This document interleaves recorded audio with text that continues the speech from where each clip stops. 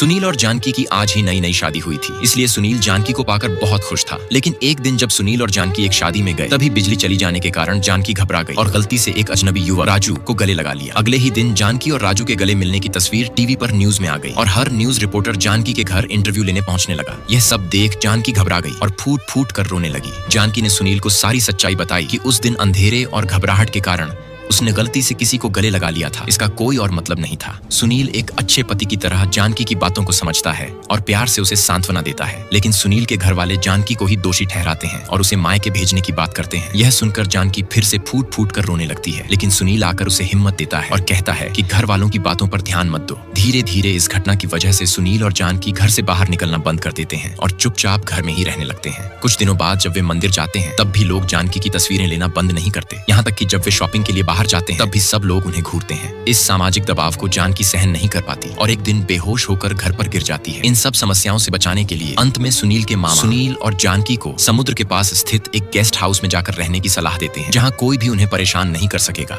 इसलिए अब दोनों उसी गेस्ट हाउस में शांतिपूर्वक रहने लगते हैं। नेक्स्ट पार्ट के लिए लाइक एंड कमेंट करें।